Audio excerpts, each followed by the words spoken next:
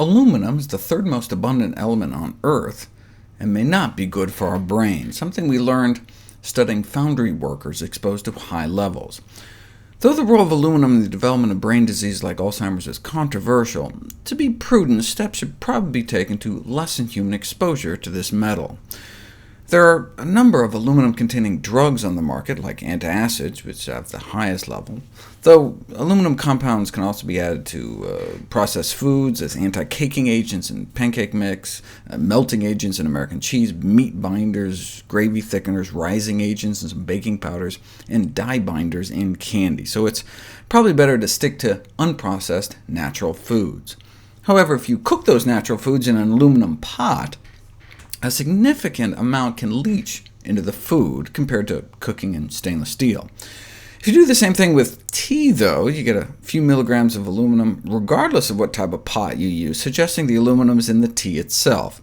And indeed, back in the 1950s, it was noticed that tea plants tend to suck up aluminum from the soil. But like anything, it's the dose that makes the poison. According to the World Health Organization, the provisional tolerable weekly intake, our best guess at a safety limit for aluminum, is 2 milligrams per healthy kilogram of body weight per week, which is nearly a milligram per pound, so someone who's around 150 pounds probably shouldn't ingest more than 20 milligrams of aluminum per day. Up to a fifth of intake may come from beverages, so what we drink probably shouldn't contribute more than about 4 milligrams a day, which is the amount found in about 5 cups of green, black, or oolong tea. So should we not drink more than 5 cups of tea a day?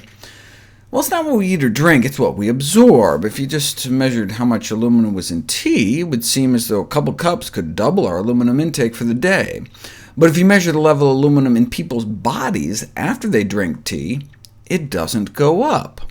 This suggests that the bioavailability of aluminum in tea is low, possibly because most of the extractable aluminum in brewed tea is strongly bound to these large phytonutrients that are not easily absorbed from the gastrointestinal tract, so it just passes right through, our intestines get flushed away without actually getting inside of our body.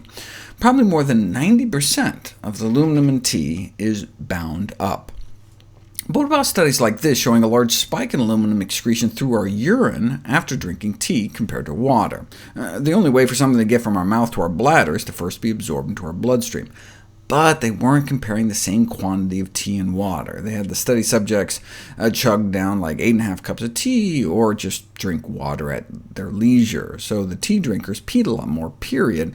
So the aluminum content was no different, really, tea versus water, suggesting that gross aluminum absorption from tea is unlikely, and that only little aluminum is potentially available for absorption.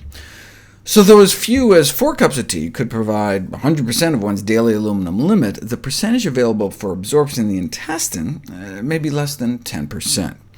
Therefore, it is unlikely that moderate amounts of tea drinking can have any harmful effects on humans.